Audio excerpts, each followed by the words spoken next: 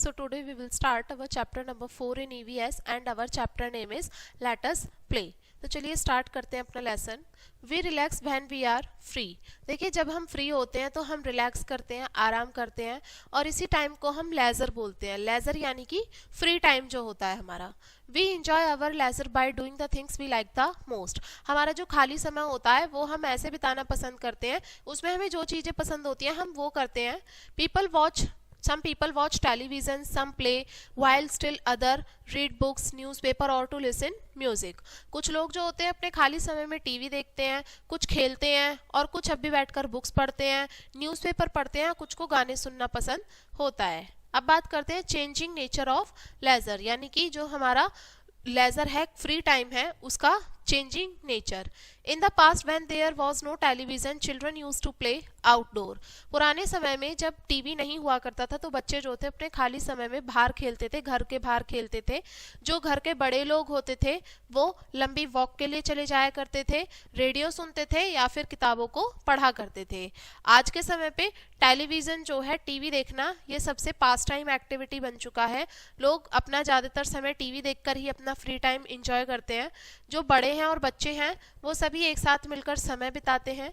The numerous channel show interesting and educational program on nature and science. बहुत सारे हजारों संख्याओं में चैनल हैं जो हमें काफ़ी इंटरेस्टिंग और एजुकेशनल चीज़ें भी दिखाते हैं, प्रोग्राम दिखाते हैं नेचर के बारे में और साइंस के बारे में. We get to know about the latest happening in our country and around the world by watching the news channel. और हमें बहुत सारी चीज़ें जानने के लिए मिलती हैं कि हमारे देश भर में या फिर हमारे चारों तरफ क्या क्या नई नई चीज़ें हो रही हैं और इन्हीं चैनल के जरिए हमें पूरे वर्ल्ड को देखने का मौका मिल जाता है. Also there are some entertainment based programs like cartoon, sport and musical shows. इसके अलावा काफ़ी सारे मनोरंजन से भी काफ़ी सारे प्रोग्राम्स होते हैं जैसे कि कार्टून, स्पोर्ट और म्यूजिकल शोज़.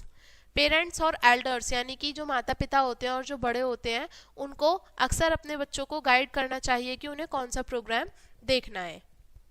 अब बात करते हैं गेम्स भी प्ले, यानी कि कौन सा गेम हम खेल रहे हैं. Playing game is also a popular pass time. देखिए गेम खेलना भी, ये भी एक बहुत पॉपुलर पास टाइम एक्टिविटी है. खेलने से हम अपनी बॉडी की एक्सरसाइज हो जाती है और हमारे माइंड की भी एक्सरसाइज होती है. Thus we grow healthy and strong. और हम हेल्दी भी होते हैं और स्ट्रॉन्ग भी होते हैं.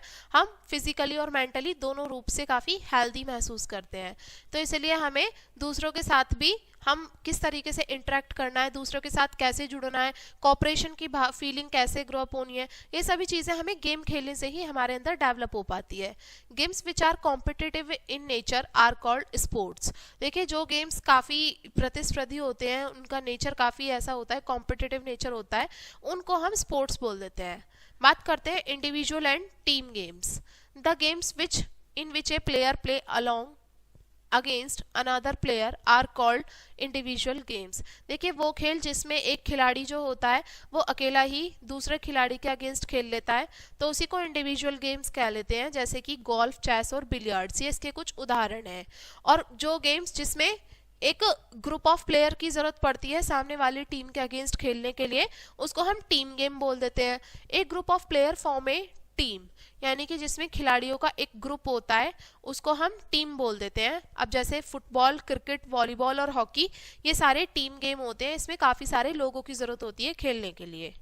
बात करते हैं the number of player in a team vary from one game to another. एक टीम में कितने सदस्य होंगे ये इस बात पर निर्भर करेगा कि आप कौन सा गेम खेल रहे हो. जैसे कि बात करते हैं एक फुटबॉल की टीम बनाने के लिए हमें एक टीम में 11 प्लेयर्स चाहिए होंगे.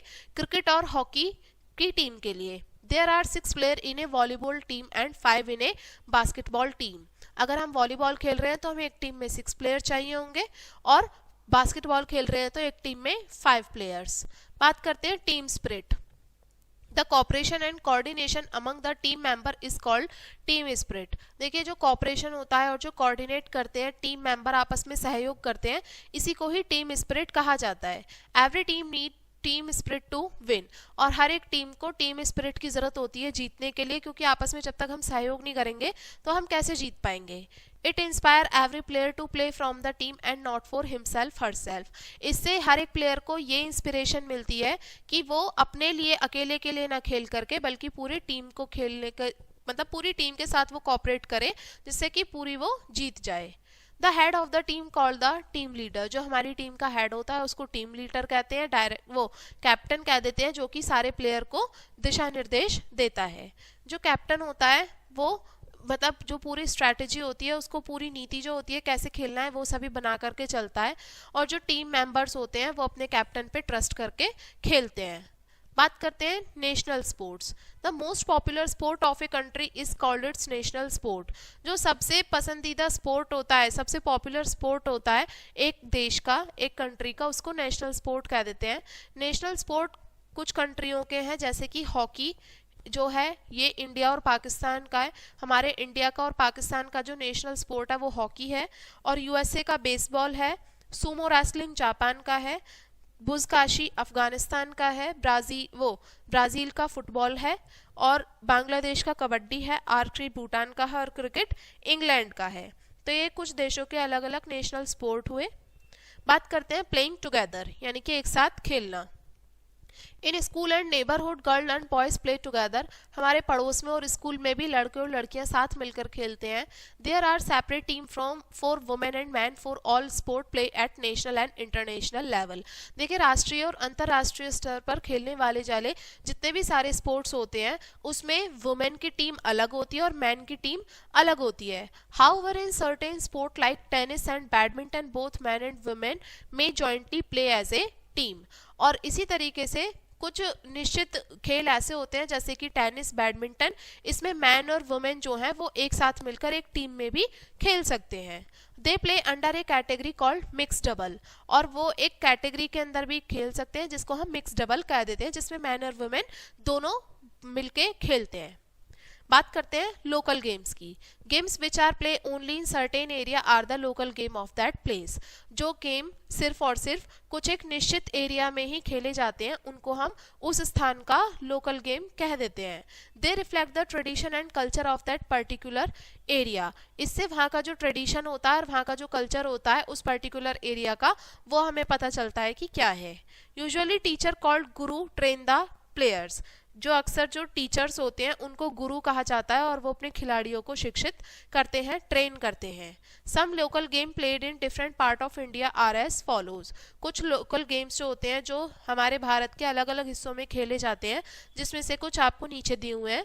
सबसे पहला है Vallam Kali is popular boat race of Kerala. Kerala की जो पॉपुलर बोट रेस है जिसको वल्लम काली कहा जाता है, ये हर साल ऑर्गेनाइज करी जाती है। ओणम जब फेस्टिवल आता है तब। मोर देन 100 बोटमैन रो ईच बोट। और कितने 1000 से भी ज़्यादा बोट्समैन एक रो में मतलब उसको कैरी ऑन करते हैं, उसको चलाते हैं। Mallakhamb is a traditional form of gymnastics की ट्रेडिशनल फॉर्म है मल्लाखंब, ठीक है। In this a gymnast usually hang from pole and perform exercise. इसमें क्या होता है कि एक जो जिम्नास्ट होता है वो अक्सर एक पोल से लटक जाता है, हैंग करता है और उसमें एक्सरसाइज परफॉर्म करके दिखाता है। कबड्डी की बात करते हैं। कबड्डी एक टीम गेम है। It is known by different name in different part of India. देखिए कबड्डी को देश के अलग अलग हिस्सों में अलग अलग नाम से जाना जाता है, ठीक है। इसको छेड़ू गुडू कहा जाता है तमिलनाडु में, हुतुतु कहा जाता है महाराष्ट्र में, हुदूदू वेस्ट बंगाल में कहा जाता है, और जबरगंज पंजाब में कहा जाता है। तीरंदाजी जिसको बेसिकली आर्करी कहा जाता है, पतंगबाजी, काइट फ्लाइंग, ठीक है। कैमल और bullock races, cock, pigeon, bull and ram fight are some popular local games. ये सभी जो हैं ये कुछ हमारे और अदर पॉपुलर गेम्स हैं। बात करते हैं local martial art. The art of self defence which is usually practice as a sport is called martial art. देखिए अपनी जो सेल्फ डिफेंस की, स्वयं को बचाने की जो भी हमारी आर्ट कला होती है जिसको हम एक स्पोर्ट की तरह प्रैक्टिस करके चलते हैं उसको मार्शल आर्ट कहा जाता है। और कुछ मार्शल आर्ट जो है हमारे इंडिया में भी काफ़ी पॉपुलर हैं, जिसमें से कुछ नीचे दिए गए हैं। पहला है थंग ता एंड सरित सरक। ये जो है ये परफॉर्म किए जाते हैं मीती ट्राइब जो है मणिपुर का, उनके द्वारा ये परफॉर्म किया जाता है ये। अब बात आती है पहलवानी या कुश्ती। पहलवानी या कुश्ती जो है हमारे भारत में अलग अलग जगहों पे अलग अलग हिस्सों में परफॉर्म की जाती है। बात करते हैं कलारी पायत्तू। ये एक मार्शल आर्ट है जो कि केरल में प्रैक्टिस की जाती है। बात करते हैं changing pattern of local game and martial art. अब कैसे कैसे जो लोकल गेम और मार्शल आर्ट है उनका पैटर्न कैसे चेंज हो रहा है। Over time traditional game and martial art have undergone many changes. धीरे धीरे करके जो हमारे पारंपरिक जो लोकल गेम्स हैं और जो मार्शल आर्ट हैं उसमें समय के साथ में काफ़ी बदलाव भी हो रहे हैं। एग्जाम्पल के लिए बोट रेसिंग को अब रोइंग का नाम दे दिया गया है। पहलवानी अब मॉडर्न रेसलिंग में कन्वर्ट हो गई है। Children now join coaching camp to learn to play games and martial art like judo and karate. अब बच्चों को कोचिंग कैंप्स में भेजा जाता है गेम सीखने के लिए और मार्शल आर्ट सीखने के लिए, जैसे कि जूडो और कराटे। तो ये था हमारा लेसन। अब इस लेसन के इंपॉर्टेंट पॉइंट्स डिस्कस करते हैं। First one is we relax we are free. हम रिलैक्स करते हैं जब हम फ्री होते हैं और इसी फ्री टाइम को हम लेजर कह देते हैं। लेजर यानी कि फ्री टाइम को ही कहा जाता है। The game in which a player play alone against another player are called individual games. देखिए इंडिविजुअल गेम्स वो होते हैं जिसमें सिंपल एक प्लेयर होता है सामने और उसके सामने वाली टीम में भी एक ही मेंबर होगा, तो उसको इंडिविजुअल गेम कह देंगे। बात आती है cooperation and coordination among the team member is called team spirit. देखिए कोऑर्डिनेशन और कॉपरेशन की जो फीलिंग होती है एक टीम के अंदर, उसी को ही टीम स्पिरिट कहा जाता है। The art of self defence which is usually practice as a sport is called martial art. अपने स्वयं के जो बचाव की जो आर्ट होती है, कला होती है, जिसको हम एक स्पोर्ट के रूप में प्रैक्टिस करके चलते हैं, उसको ही मार्शल आर्ट कहा जाता है। तो ये था हमारा लेसन एंड आई होप आपको लेसन समझ में आ गया होगा। वीडियो को यहीं पे एंड करेंगे एंड थैंक्स फॉर वॉचिंग।